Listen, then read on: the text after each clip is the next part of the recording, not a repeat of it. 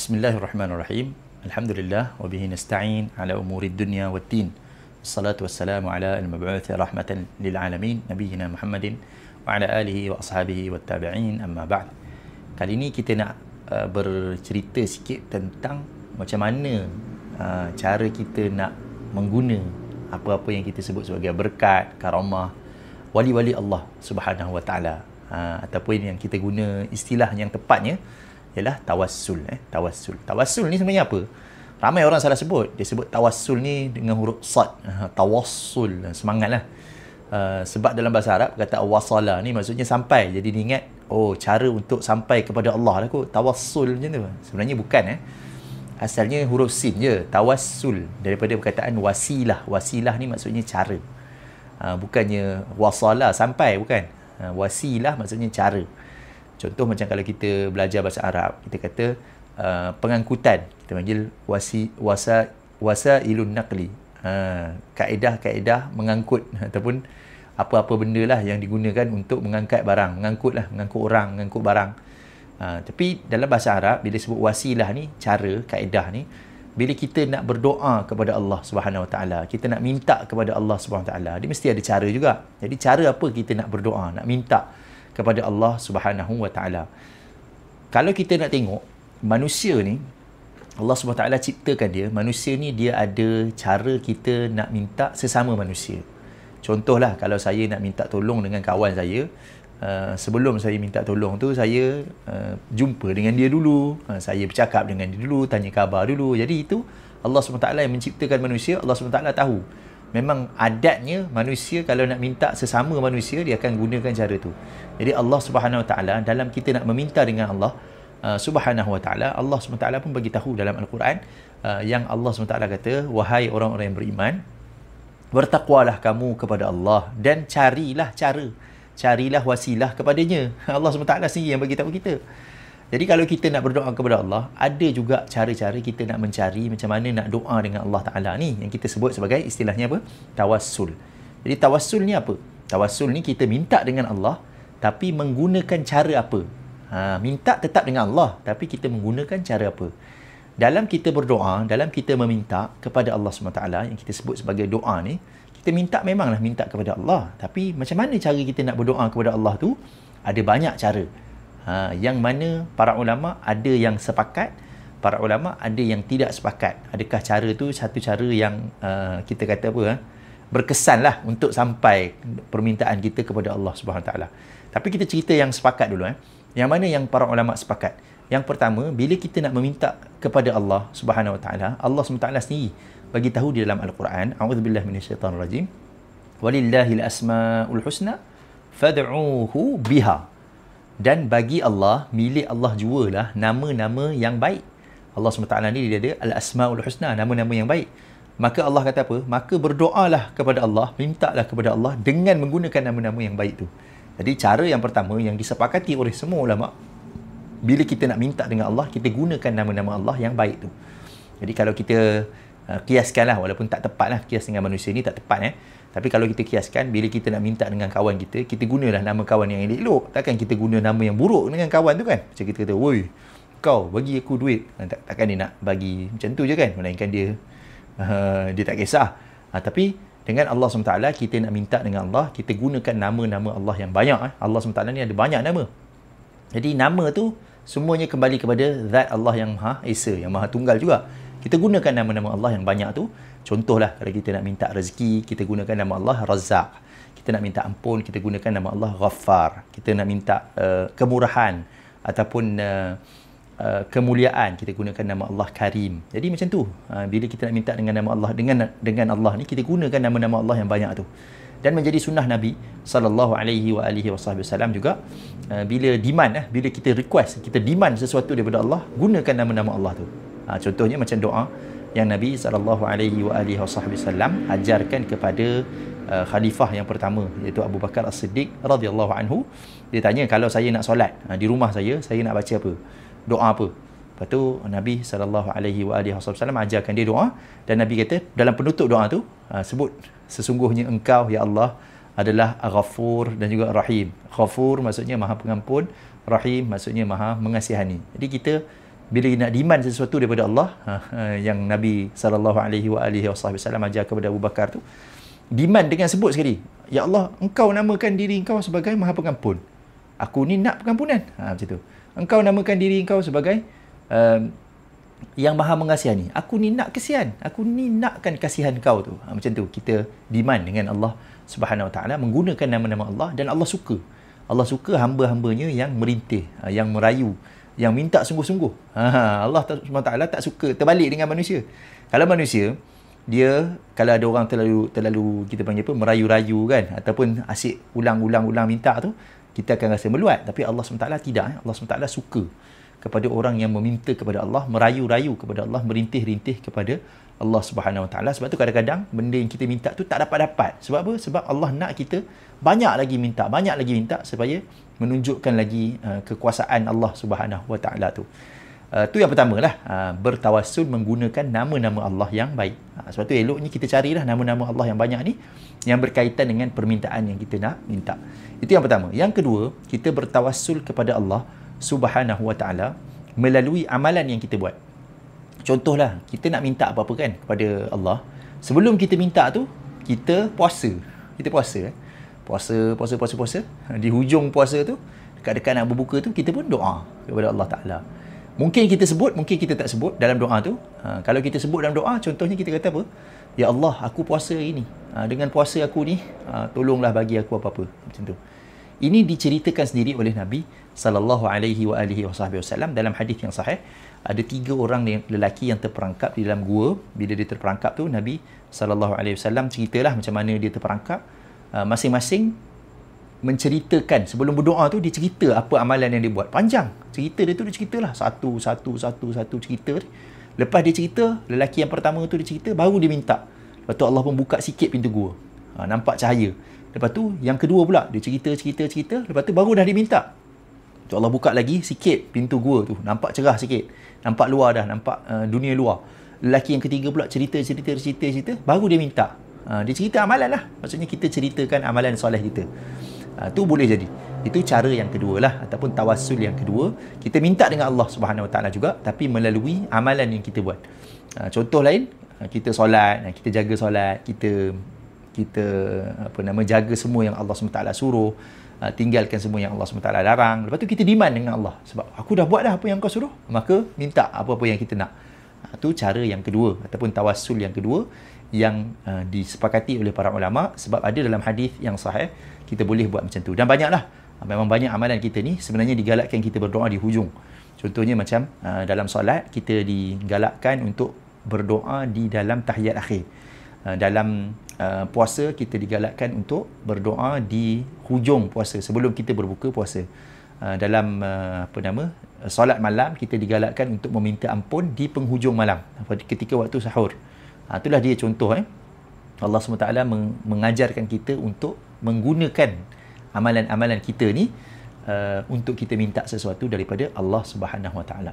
Boleh jadi kita ceritalah. Sebab nak cerita dengan Allah, bukan cerita dengan orang. Kalau cerita dengan orang, mungkin dia kira sebagai riak lah. Tapi kalau cerita dengan Allah, tak adalah riak. Nak riak apa dengan Allah Ta'ala? Allah tahu. Kita cerita balik kepada Allah apa yang kita dah buat, dan kemudian kita minta apa yang kita nak. Tu tawassul yang kedua yang disepakati oleh para ulama. Boleh kita buat macam tu. Tawassul yang ketiga, ni dah masuk kepada tawassul yang disepakati, dan kemudian kita cerita sikit yang tidak disepakati, iaitu melalui orang-orang yang soleh. Melalui orang-orang yang soleh. Tapi sebelum kita cerita tentang melalui orang-orang soleh ni, kita kena jelas satu benda. Soleh tak soleh tu pada mata kita. Tapi hakikat kesolehan tetap Allah Subhanahu Wa Taala sahaja yang mengetahui. Sebab hati hanya Allah Subhanahu Wa Taala sahaja yang tahu. Boleh jadi dia luaran dia nampak soleh, luaran dia nampak ikhlas, tawaduk kan. Tapi hanya Allah Subhanahu Wa Taala tahu di dalam hati dia, mungkin dia buat tu kerana riak, ujub, takabur. Allah tak terima pun amalan dia. Jadi kita hanya menilai dia dari segi luaran sahajalah.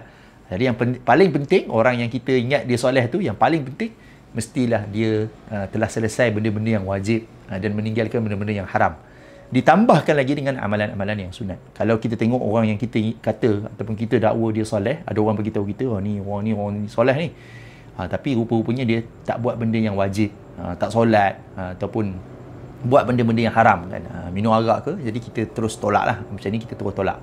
Jadi ingat soleh ni pada mata kita. Di sisi Allah SWT kita tak tahu. Kita cuma nilai luaran dia saja, iaitu dia melaksanakan semua perintah Allah Subhanahu Wa Taala, meninggalkan semua larangan Allah Subhanahu Wa Taala. Ditambahkan lagi dengan amalan-amalan yang sunat. Jadi orang yang soleh ni kita boleh bertawassul melalui dia.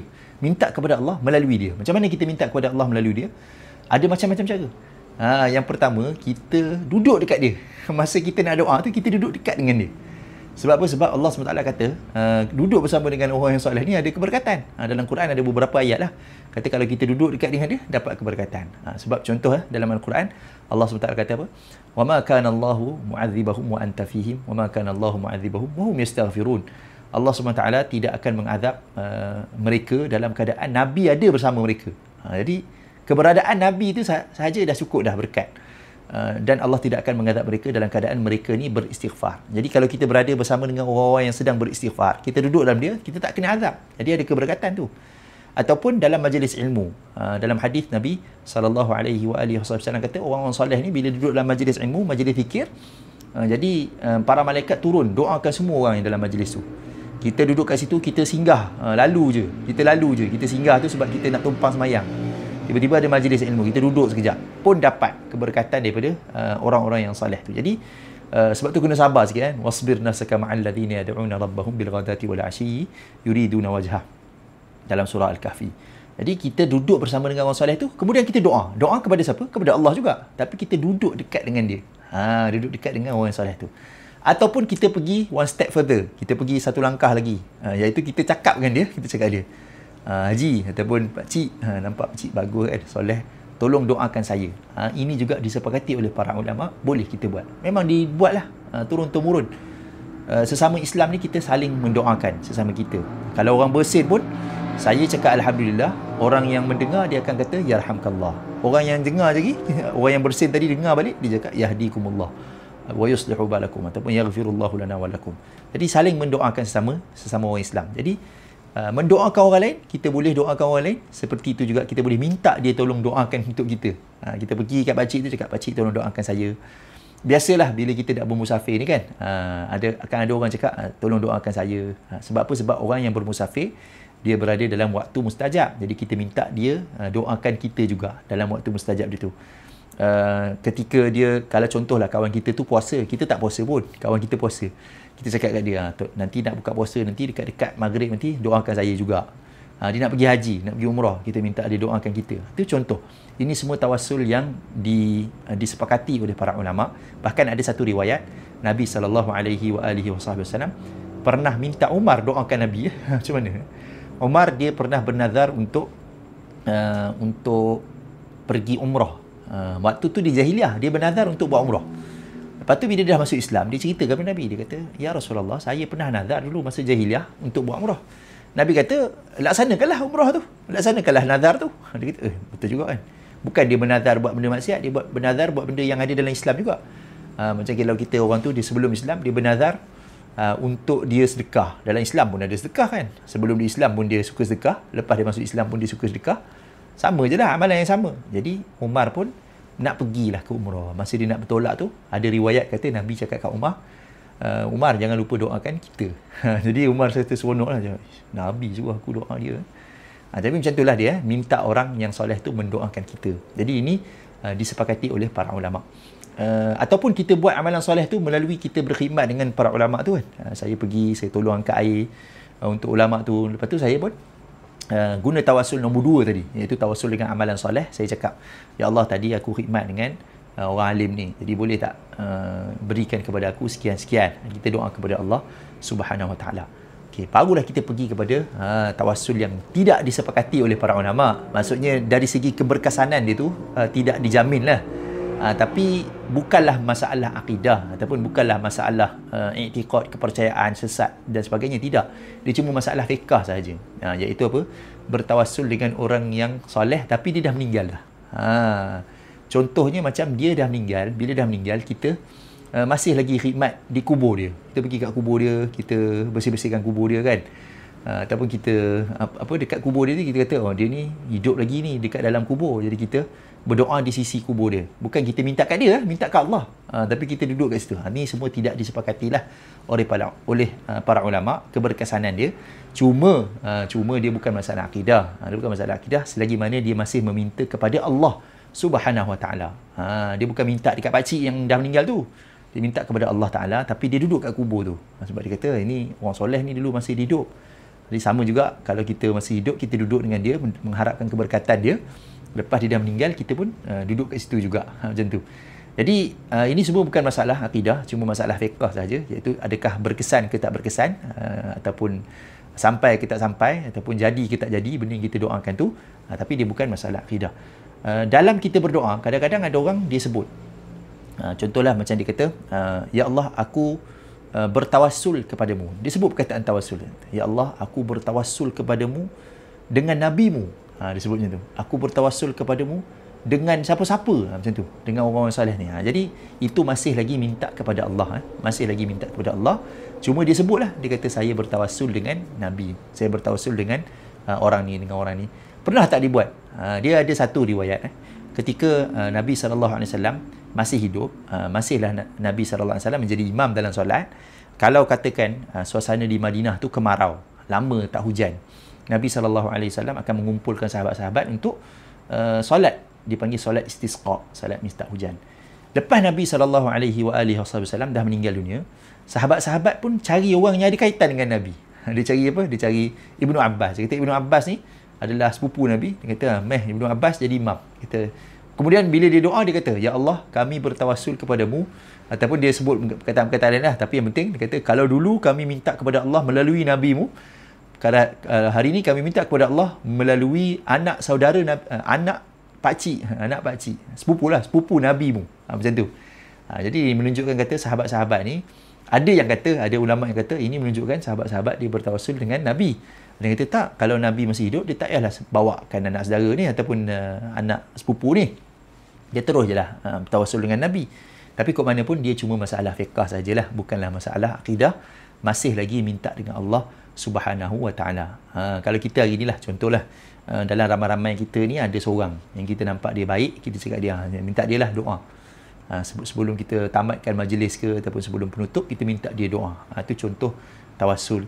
Tapi dia bukan masalah akidah, dia cuma masalah fiqh lah. Dia berkesan tak berkesan tu, kita cuba je. Kita cuba, jadi tak jadi tu, wallahu a'lam. Adapun yang disepakati, yang tiga yang pertama yang saya sebut tadi tu, itu sepakat. Ulama kata boleh. Bahkan ada riwayat-riwayat yang sahih menunjukkan kata Nabi SAW pun ajar tiga-tiga cara tadi, iaitu bertawassul dengan nama Allah, bertawassul dengan amalan-amalan soleh yang kita sendiri buat. Yang ketiga, bertawassul dengan orang-orang yang soleh, yang masih hidup, yang kita anggap dia soleh lah. Kita anggap dia soleh dengan kriteria-kriteria zahir yang kita boleh nampak, kita boleh nilai. Ada orang, dia tersalah guna istilah tawassul ni dalam benda-benda lain. Contohnya macam, dia simpan lah, dia simpan sesuatu benda. Sebenarnya benda tu benda, dia bukan orang, dia bukan makhluk, dia benda. Benda-benda yang tidak bernyawa, contohnya dia simpan kayu. Dia kata, kayu ni boleh membawa berkat. Macam tu.